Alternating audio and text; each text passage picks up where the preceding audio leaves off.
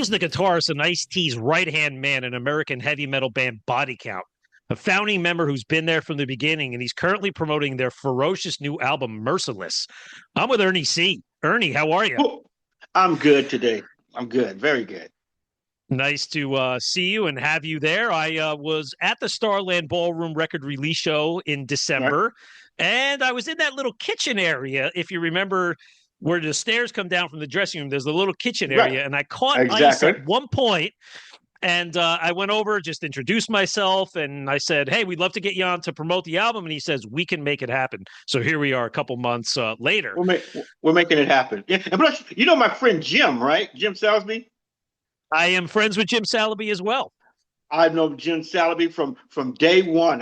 I met Jim Salisbury. Him and I and the singer from Alice in Chains. What's his name? The Lane, original. Elaine Yeah, Staley. Lane. Yeah, Lane. Him Okay. and I and Lane were on a panel together in 1991, Foundations Forum. Oh So I've yes, I known remember the foundation. So you know Jim I that was, long. It's funny. We met Jim, yeah, ironically, in the friends and family area, VIP area during Metallica's 72 Seasons New Jersey shows 2 summers ago. Just making small talk, and next thing you know, we're right. talking to Jim, and now we're friends. I see him at all the Jersey shows, You and see, you will see Jim he's everywhere. Known Jim, 30 plus years.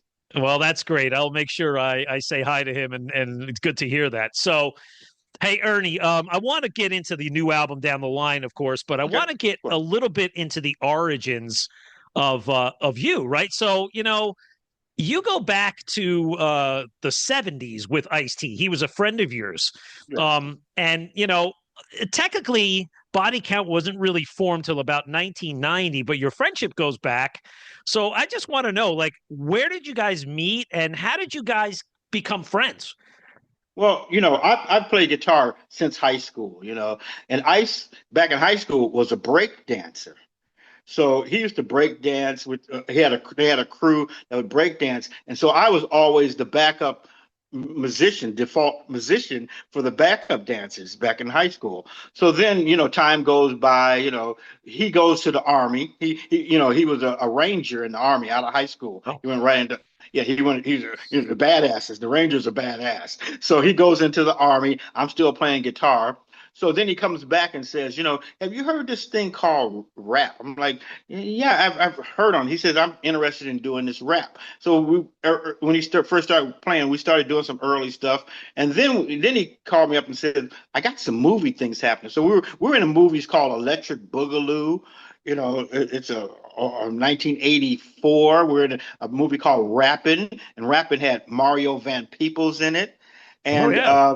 yeah, so we did the early rap stuff, and then his rap career started. He started doing rap records, and his rap stuff started taking off. I played on his rap records, and I played on this girl tried to kill me and some other stuff like that. And then it just reached a point where we couldn't put any more guitar stuff on a rap record. So then that's when Body Count, came into existence. But how did you personally? So, you guys went to high school, Crenshaw High School in South Mhm. Central LA. I don't know. I don't know if it's more of an urban environment there or mixed race, Oh but yeah, like was guitar it's in? well, I used to play. I did a thing where he was talking about Ernie used to play for all the Crips. All the Crips would be out front playing, and they'd be like, "Cuz can play guitar." They didn't know what I was doing because I would play Peter Frampton songs. I play "Do You Feel Like We Do." I had a talk box. I was at everyone at the school was playing like Funkadelic's Parliament. It was R&B. It's AM R&B 70s.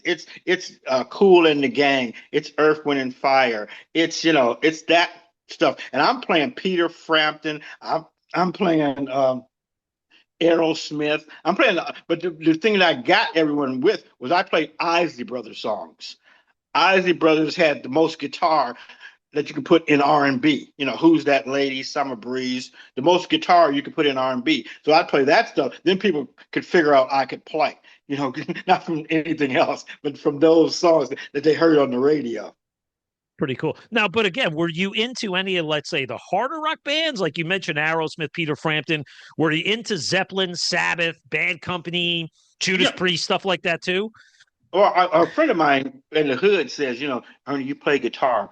You need to start listening to this. So he gave me a bunch of tapes. He gave me a complete catalog of Led Zeppelin up to that time. He gave me uh, Rush, UFO. So I started listening to those things. But still, I started playing the stuff, but I couldn't play that kind of hardcore. Most people could digest was Peter Frampton, in that at that high school. That's as far as we could go. So later on, that's what and I listened to a lot of Deep Purple. Growing up, Blackmore was my favorite guitarist. Everyone says, "Oh, you love Hendrix." I'm like, no, I really don't. Hendrix was not really my guy. Hendrix is basically my father liked Hendrix, basically. Not because Hendrix is just uh, like Lightning Hopkins and BB King and John Lee Hooker turned up, amplified. He's playing basic blues. Yeah. Yeah, that's cool. So like what kind of Rush? Like were you into like Hemispheres and Yeah, 2112 and stuff like that?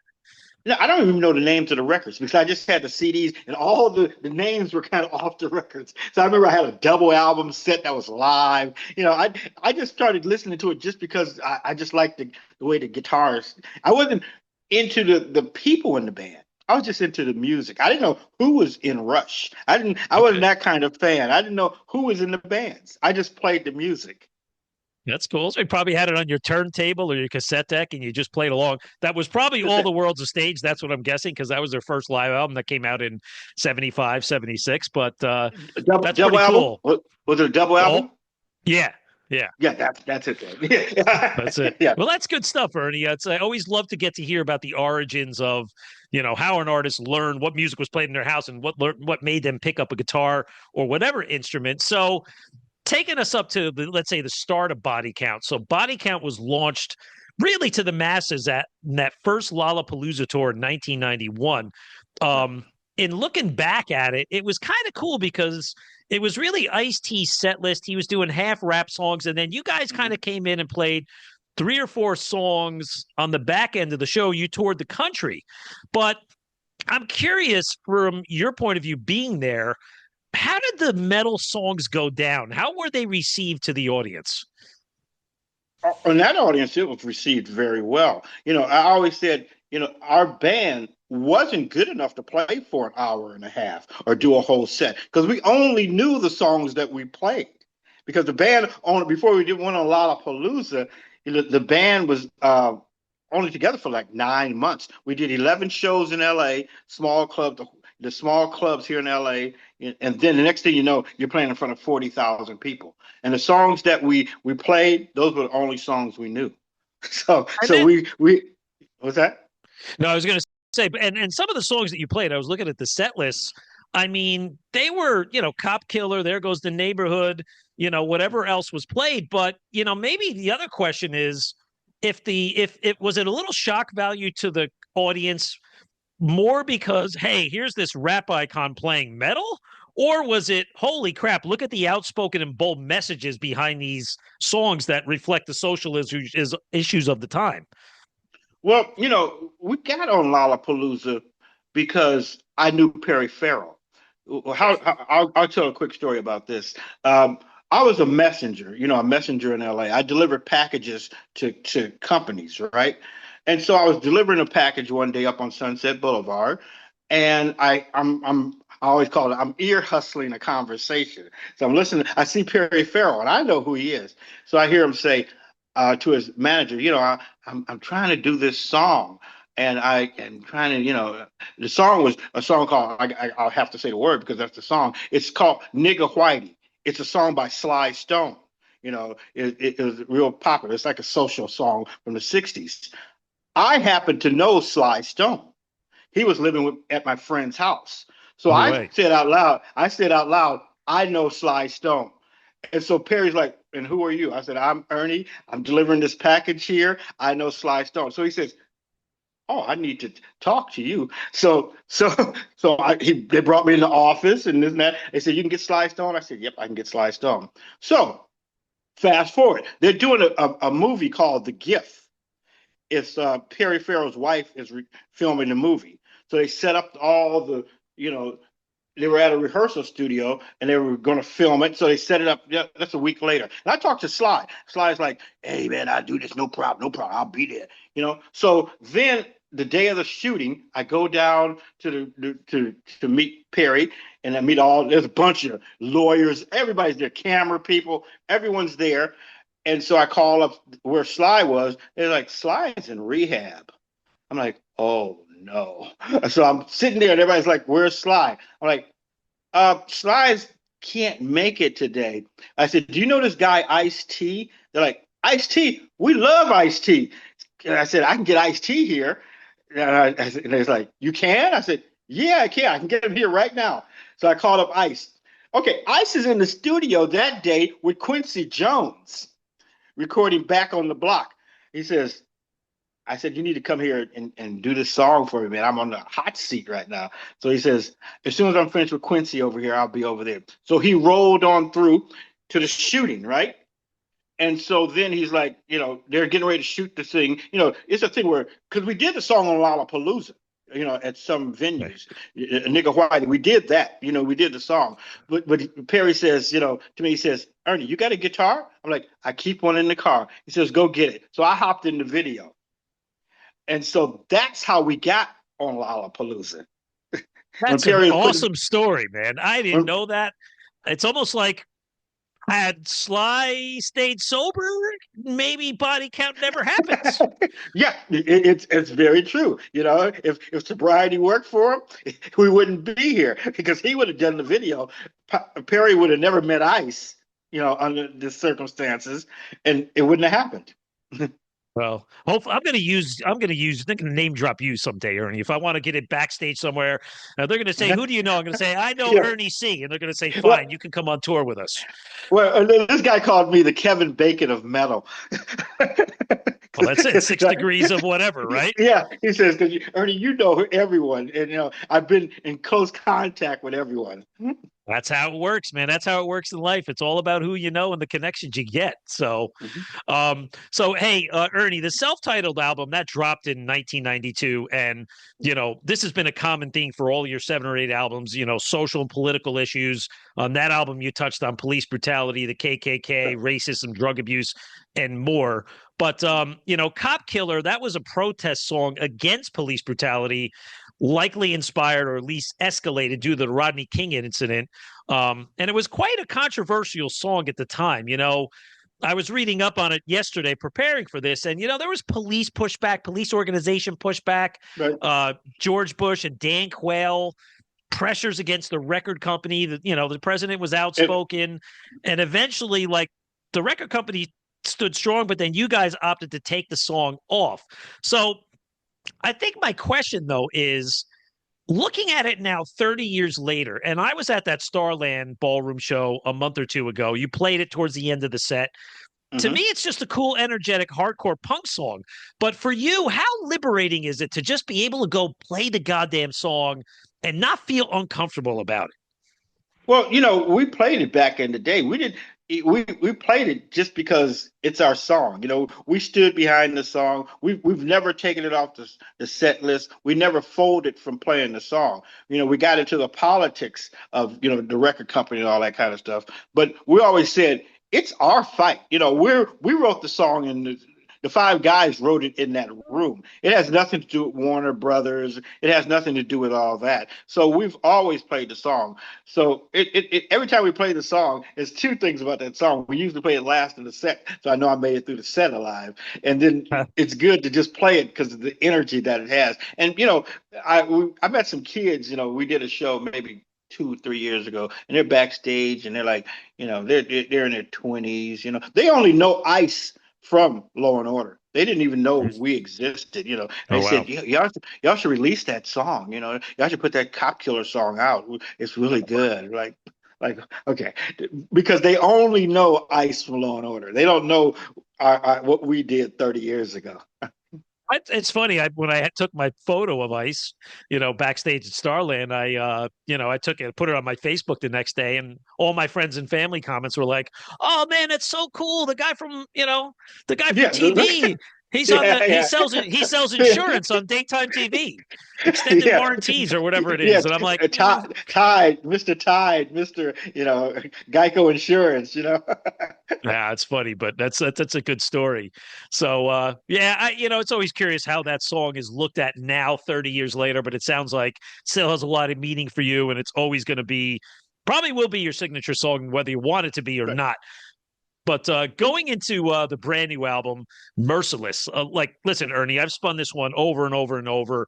Brutally heavy album, music wise, but it has a very, let's say, a vengeful feel to it, kind of vengeful, revenge vibe through the songs.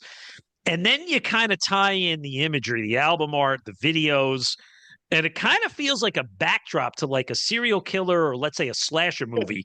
But That, then again, top to that, bottom with the songs, it's awesome.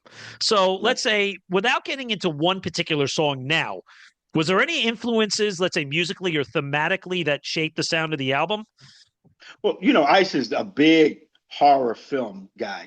We've had songs on our other records, Last Breath. We had a lot of this theme over the years. So, but on this record, we just like, you know, with age, you get to do two things. We didn't want to mellow out. You don't want to say, oh, they made a nice mellow. They're mellowing with age, So we try to keep it aggressive. We try to keep that energy up. And I don't want to get pegged into, oh, they made a nice pop record. You know what I mean? We're trying to stay just as hardcore now, as we were 30 years ago. We're trying to keep that edge. We're trying to keep what's going on the streets. So that's what we tried to do on this record. Even we play with Pink Floyd. We'll get into that, but Yeah. we did mellow a little bit. Well, that's an important song, and we'll hold off on that. But Mhm. in Ernie, in the press notes, it was suggested that sort of, and quote unquote, like Ice went to you and the producer Will Putney and Vince and said, "Make me instrumental tracks so good that I don't have to sing on them. That's my agenda. Give me some grooves. It's about catching a vibe." So I guess I took that as, if that's the direction the boss is giving you, it's got to be a daunting task for you guys to make music without Ice's vision or lyrics or song titles. So take us through that process. Well, we basically always do records like that. We always try to Okay. make good instrumental songs. At the beginning, he used to always sit in the room with us, and then when he first started, he's like, "Take this part, put it there." We almost work like Pro Tools works now. The band used to we used to know how to cut and press. Cut and Okay. press. We know how to cut this, put it here, but the band knows how to do it as a band. Like we'll play something, he'll say loop that, and we'll say we got this over here, we'll add that in. We're pretty good at doing that now. Over from years of doing this, I know how to work with them like that. So that's the way we basically do our records. We make a bunch of instrumental songs, and he figures out how to go between connect the dots together. And if he does a verse that doesn't fit right, we'll play it one more time and make it fit. That's pretty cool. I mean, and I guess that's maybe a little less common, because a lot of times guys get in the room, they play together, or maybe they have some themes ready to go and they kind of write together. But that's a different way. But it's cool for you to clarifying that. So listen, One Ernie. thing, one quick thing. He came from a world of hip hop where they write with drum machines. Because when we first started the band years ago, he used to always say, "Okay, go." I'm like, "No, we count," because because he's used to just hitting the button and starting. So we learned, how to cut and paste like the way they write songs on a drum machine. So body count's basically like a drum machine, the way we write songs. So. Okay. Interesting stuff. Good to understand the process behind it. But the band's always tackled like these intense political and social issues. You cover a lot of them on this album: racial injustice, power plays, political divisions, gun control, world wars, you name it. It feels like a blueprint to what was the world 2023, 2024, and so on. So in a general sense, though, were there any themes or messages that were most important you guys were trying to get across on the Merciless album? No, I don't think nothing's more important than any other issue. So, Ernie, I want to go back to the top of the album, the title track. I mean, this one, I don't even know what to say about it. It depicts everything about the song. Um, and then you look at the album cover and the video. I mean, Jesus Christ, our Ice is carving somebody up with all these tools. It feels like it's out of the movie Hostile. But then the classic line in this song is, I got no more fucks to give. I mean, how fucking great is that? So, comment on the imagery of the song and how it kind of ties back to the message. Well, a lot of that's Will Putney. He comes with some ideas, and he's like our extra guitar player, so he writes a lot of stuff. And I'm like, well, that's pretty good. I always say, as long as I can play it, you know what I mean. If he's gonna write it, or if I'm gonna write it, as long as I can play it, I don't, because I see some guitar players that play stuff and like, well, that's way out. But the imagery, that's Ice's, vision of, his horror vision that he has.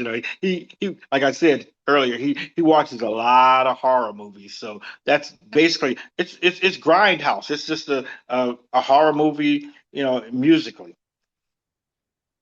Okay. And you know what?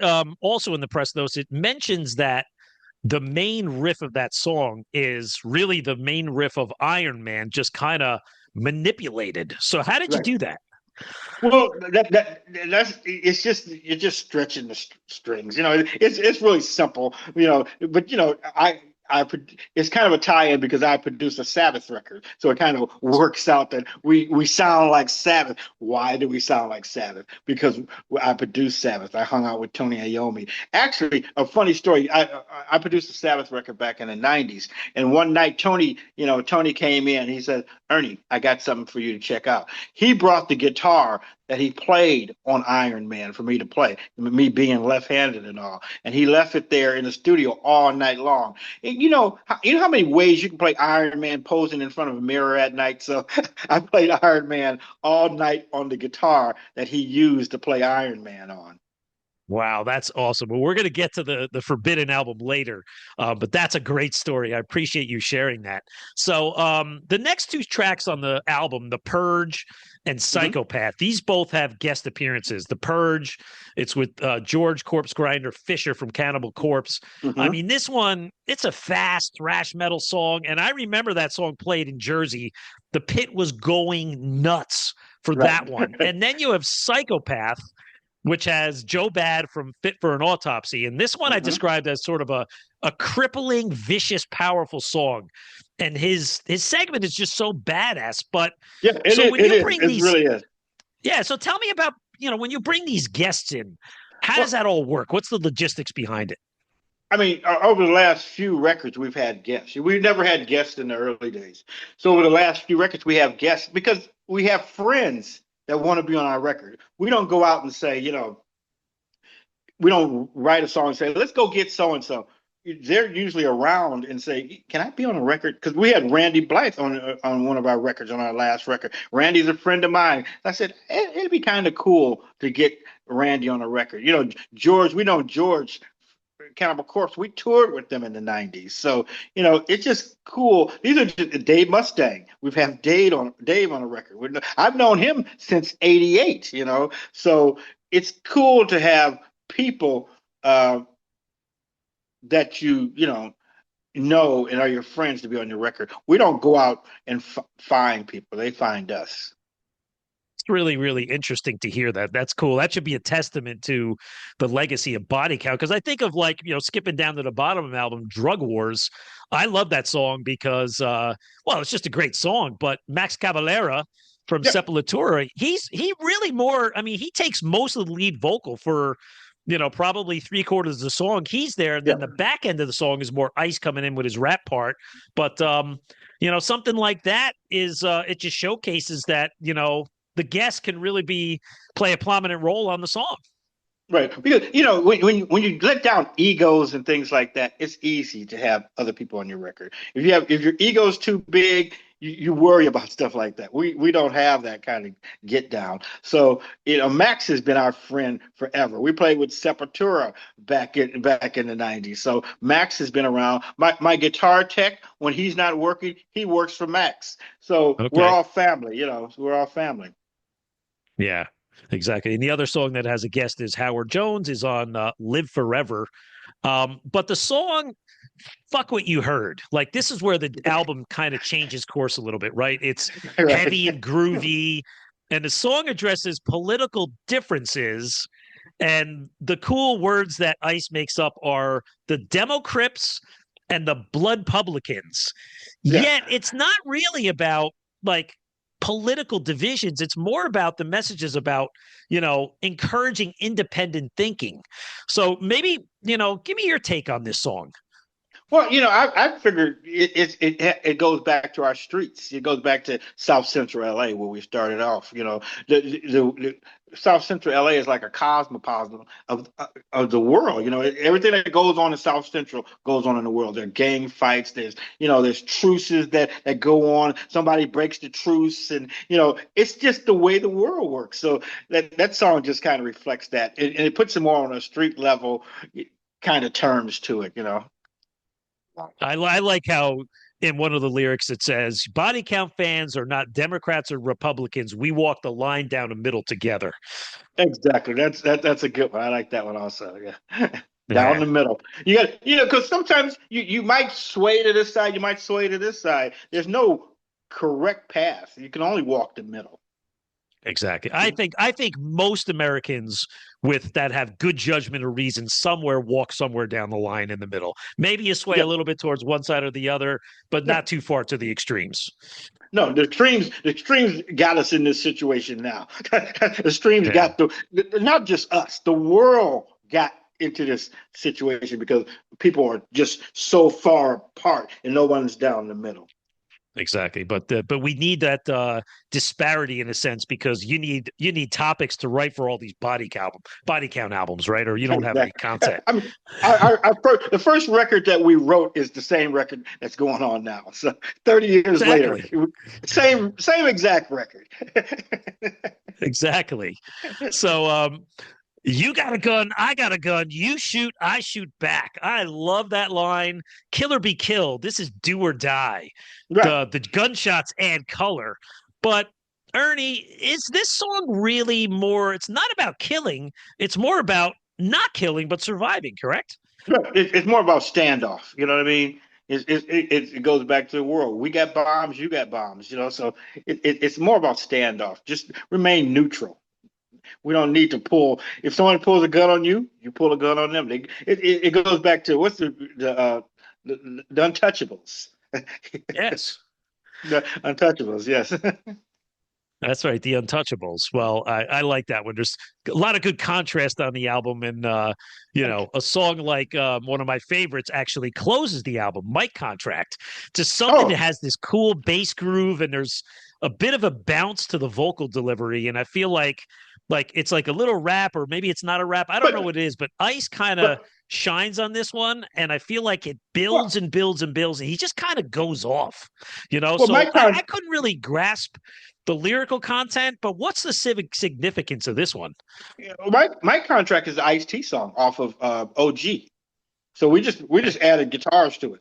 That's all we did. Because I thought the song needed to groove a little more, so we added guitars on it. It's the same exact song that he did on OG. So, and that's when Body Count made its debut on OG. We had On With the Body Count on OG. So, Okay. It's good knowledge. You're teaching me something here, Ernie. hmm So the last track we want to cover, of course, is Comfortably Numb. It's your hmm second single, but um, Ernie, I don't look at this as in a traditional sense as a cover song, but it's more of a clever reinterpretation using basically only the title of the song and the music, yet it comes across with new lyrics and a fresh message here when you right. really read it. There's the Ice quote: "The world is fucked up, and as long as we got a roof and we got a TV, we're numb to the wars, to what's happening right in front of our eyes." If that's not the Exactly. truth, I don't know what it is.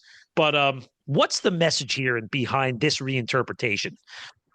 Well, it's just the song was originally about drugs. So, we're not on doing drugs. That part of life is over. And, so it's more about a social song. But the original song, let me tell you a little bit about how we got to the point of even having Dave on the record, you know. So the original song, we've been trying to do this song for years. I just wanted a song that I could really play guitar on, because that's a song. It's like in a key that's, you know, you could play anything over this open canvas. So we've been working on this song for a while, and it's hard to get clearance on Pink Floyd songs, first of all, because you know Dave and Roger don't get along, so it's a hard deal.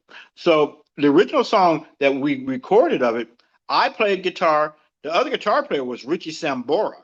There's a version of myself and Richie Sambora playing together on it, because my bass player Vince is Richie Sambora's guitar tech.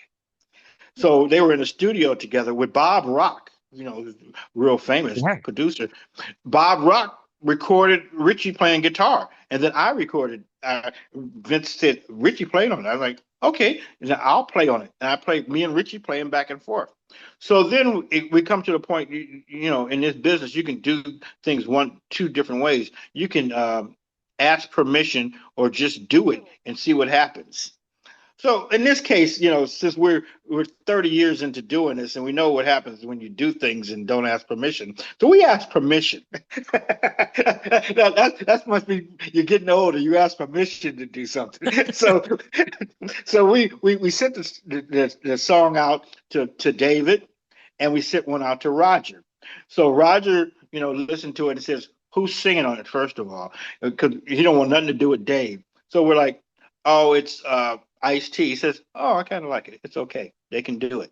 So then we send it over to Gilmour. Gilmour's office says he absolutely loves it.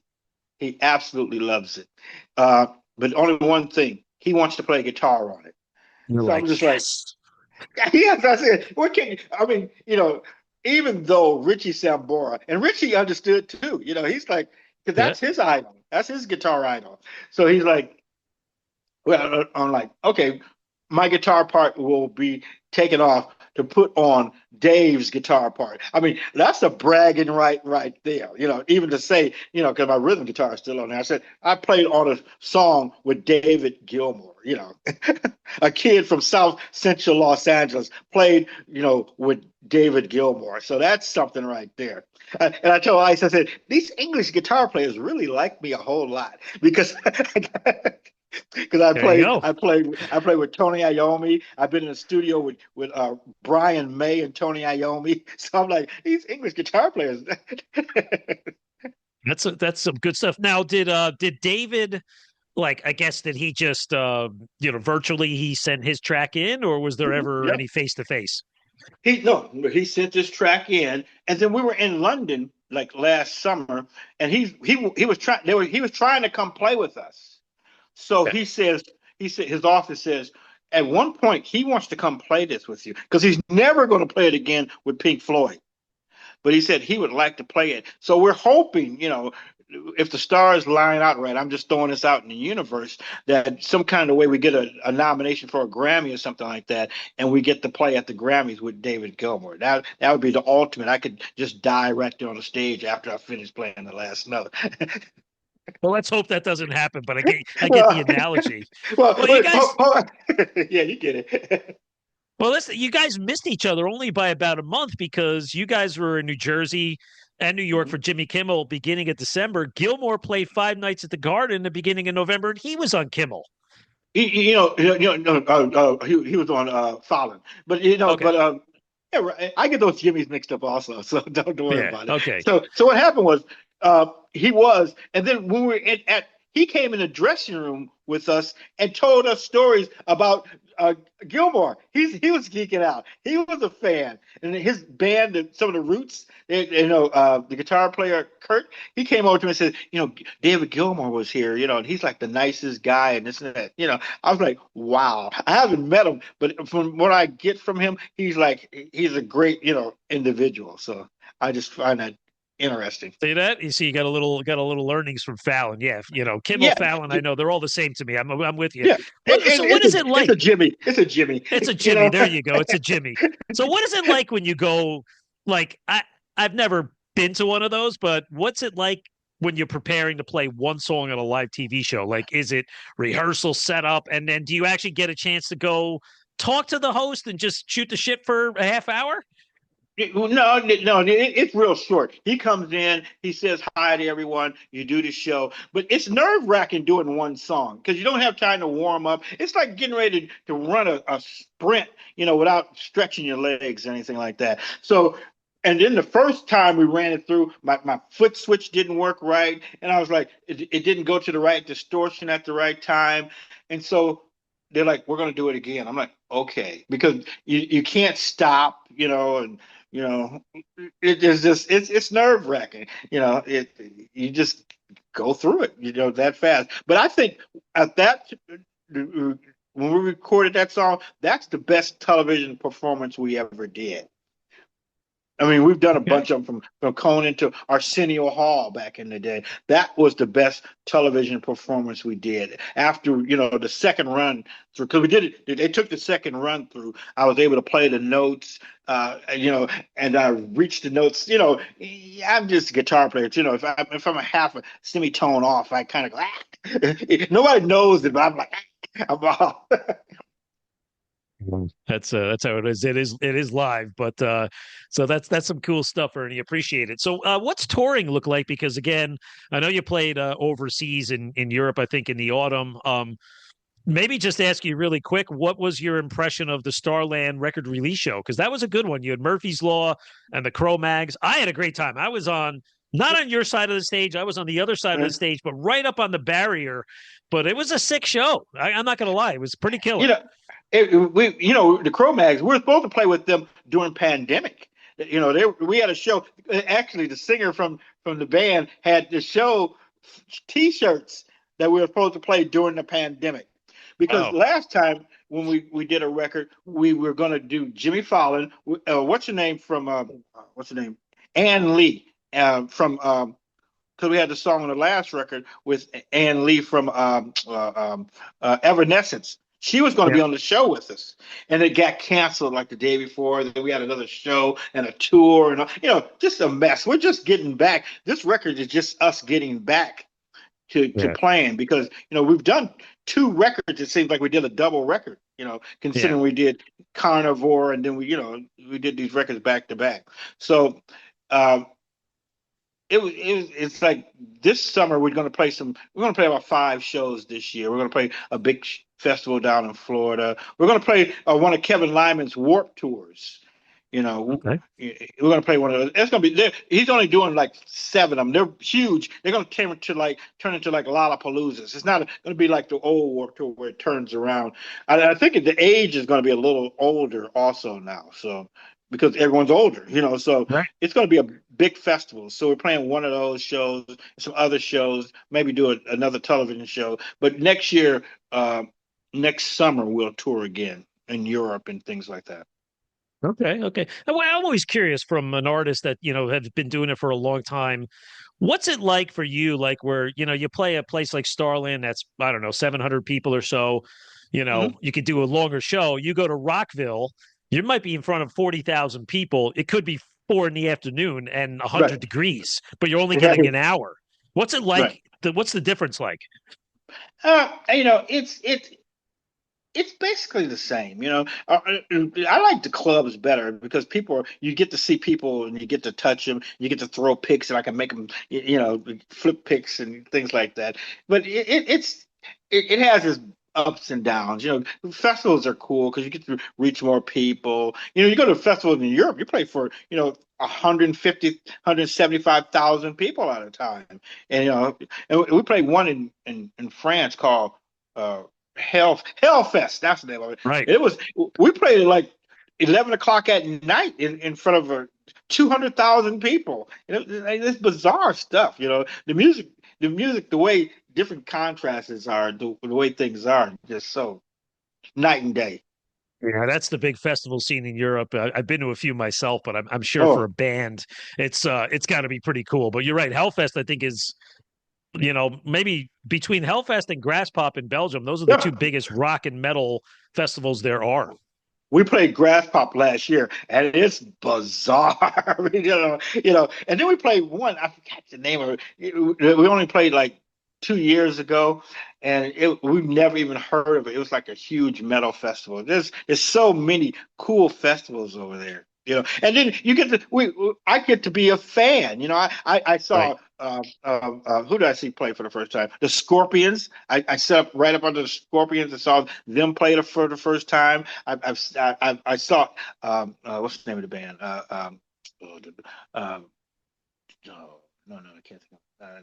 I see the band. I see the band. No. Oh, anyway, I can't think of the name of the band. Well, that's what it's like there. Those festivals go 12, 15 hours a day, and you can see a million bands. But that's just the setting and the way it is. So, Ernie, this has been great. And listen, I Thank you. wish you best of luck with the album promotion. Merciless is out now. But I want to dip back into your history now and talk a little bit Yeah. about the Black Sabbath era. I was Okay. a huge All Tony right. Martin era Black Sabbath fan. Being the age I was, I didn't discover Sabbath till around 1987, which I was 17. Oh, And that okay. was when the Eternal Idol came out. So my Uh-huh. first time seeing Sabbath was on the Headless Cross Mm-hmm. tour. Mm-hmm. And Mm-hmm. of course, I followed him since up through those years. But when Forbidden came out, I was pleasantly surprised that you and Ice were brought in. You were brought in to produce it, mix it. And I probably attest that to the rising popularity of Body Count. You guys are an in band. But maybe to the general public, did it cause a stir where people like, well, who the hell are these guys? How could they You know, promote a Sabbath album? okay. First of all, people always say, to me, I say, "Oh, that's the worst Sabbath album ever." I'm like, how many Sabbath albums have you done? So that's my first thing I say to people, and I've caught criticism with that over the years, even from Tony himself. But the thing about it is the remixes that are out, the album that came out, it's done very, very well, and people are liking the record more now than they did then. But the original, uh, there was a guy named Miles Copeland, who's Stuart Yeah. Copeland's brother. Miles ran IRS Record. Miles liked me a whole lot. He's the one that wanted me to produce the record. I had no idea. So he calls up and says, "I want you to produce Black Sabbath." I'm like, okay. I said it like that. Yeah. It was that So kind of thing. So he flew me over there. I met Tony, and they didn't seem like they were real receptive of the idea, because I met Cozy Powell, who's like, I'm stepping into big shoes. So I walk into Cozy Powell, and we're rehearsing this castle in England, right? And Cozy has like 4 complete drum sets set up, 4 complete drum sets. I'm just a guy with 1 drum set playing, right? He has them all set up. He says, "What I'm going to do, Ern," he calls me Ern, "I'm going to play on each drum set for about a half an hour. After you take all your notes and everything, when I'm finished with this 2 hours of playing, I'm going to, we can go through everything and see what drums you want to use from which particular set." I'm like, what the hell is he talking about? wow. Yeah. That's some So pretty good stuff. he plays the drum sets, and I'm like, first of all, I'm going, okay, this is way out really good. So he plays everything. So I said, "I like the 3rd drum set. I like the snare from this one. I like the bass drum from that one. I like these 2 cymbals over there." He says, "Oh, you do?" I said, "Yeah." He said, "I kind of like that too." I'm like, "Okay, great. Just act like you know." Oh man, it sounds like So, a tensely fun situation. yeah, yeah. Because he would sit there with a stopwatch, and he would go, "I'm off right there." I'm like, okay, we need to do it again. But very intense. So then I did his drums. I had his drums, because my whole thing, I was going to dry them up and make them sound more like Nirvana. You know what I mean? Dry, Mm-hmm. not necessarily, because they had that big wet, big room sound. And so I worked. Me and we worked a day getting the drums, and so then he listens to him. He comes in and goes, "That's really good. I like the way that sounds. I love. Oh, that's really good." Okay. He says, "Ernie, you did really good on these drums, but you know what? He handed me a DAT tape. He handed me a tape. He says, "This is my drum sound. tomorrow have my drums sound like this. So I said to the engineer, turn up the reverb. We're back to normal. Let's go. Wow, look at that. Cozy taking over. He was in control. So what were the Tonys like? You alluded at the top of the hour, you got to play the guitar that Tony used on Iron Man. How about Mm-hmm. Tony Martin? Because I think of a song that opened the album, Illusion of Power. That opened Mm-hmm. the album, and then you have the Ice-T rap part in the middle, like, which I think is cool, but like, what were their feelings on that suggestion in the beginning? Were they up for it? Oh, they were up for it. You know, I had Tony use a whammy pedal for the first time he ever had one. And then I had an artist come in and draw some stuff of the Queen in a bird's cage. They were like, "Oh no, we can't do that." They were scared of making mockery of the Queen. They weren't going for that kind of stuff. But Tony was the greatest guy, and I was like, Tony, why don't you produce this record? He's like, oh, because I don't want to hear all this stuff that you're getting right now. So I'm like, oh, I get it. And so then I'm in the studio. I get a cease and desist letter from Sharon, and so somebody delivers it to me, like, Ernest Cunningham, you need to cease and desist recording this record because we own the Black Sabbath name. I get all kind of stuff. And so I said to Tony, I said, what is this? He says, oh, they do that to everybody. She's just trying to scare you. I said, well, she's doing a damn good job of it. It's like you got hazed coming into the Sabbath camp. It was like Yeah, your turn yeah. to get hazed. He's like, yeah. I'm like, do I need to send it to my lawyer? He says, nah, don't worry about it. She'll leave you alone. I'm like, okay. But then later on in life, I met her because we played Ozfest like in '88, no, in '18. We played Ozfest, and I said to her, I'm, blah, blah, blah. And I told her, she said, oh, baby, that's just business. She gave me a hug. That's just business, baby. Well, then I was going to say, Ozzy announced his farewell concert over in Mhm. England in July. You guys weren't on the list. I think you need to call Tom Morello and invite Yeah, yourself. yeah. That could be a thing, actually. We need to be on it, but we'll see how it goes. Yeah, that's good. Well, I'll tell you, looking back at the album, I think Forbidden's a good album. It was a great tour. They had Motorhead out. I mean, one of my favorite Black Sabbath songs of all time on all the albums is the song that closes the album, "Kiss of Death." That song is epic, epic Right. track. I can't remember Kiss of Death, but I remember Cozy playing all kinds of stuff. It's a good drum sounding record. The drum sound really good on that record. I know that much. Well, it sounds like if you ever get a chance to see Tony again, you could have a pint with him and have a laugh. You Right. mentioned you also were, in the studio or with Brian May. When did that go down? What was that all about? Well, what happens is I'm sitting in the studio, recording, Tony's guitar parts, and inbox Brian May and Jeff Beck together. So Wow. they're hanging out. They come there, and so I'm like turning around, going, "What the hell?" It's Brian May and Jeff Beck together. And so Tony says to me, he says, Ernie, what do you think of that guitar part? And I'm thinking to myself, why don't you ask Jeff Beck and Brian May what they think of it?